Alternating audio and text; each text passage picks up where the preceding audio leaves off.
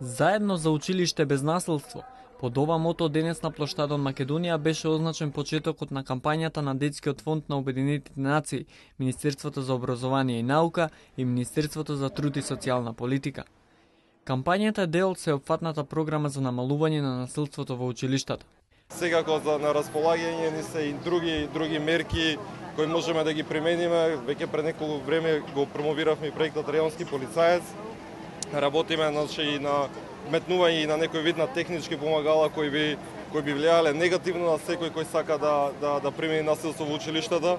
Меѓутоа, пак би сакал да потенцирам дека таа обврска не може да се искорени со една мерка или со еден пристап, таа бара поширока општествена одговорност и затоа планираме и понатаму и во иднина позитивно да пристапиме кон сите засегнати во овој голем општествен проблем. Целта на кампањата е да ги поттикне раководителите и вработените во училиштата, наставниците, родителите и самите ученици заедно да превземат акција за да создадат училишта во кои сите ќе се чувствуваат почитувани, безбедни и вреднувани.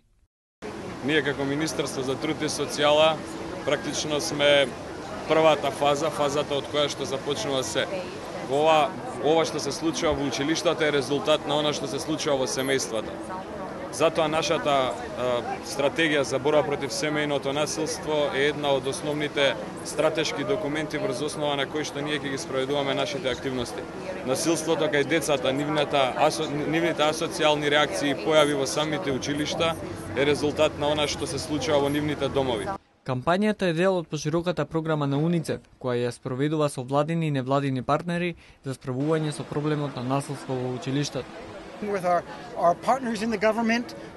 Во последниве 6 месеци зборувавме со нашите партнери во министерствата во владата на Република Македонија. Говоревме за насилството во училиштата кое ги засега сите.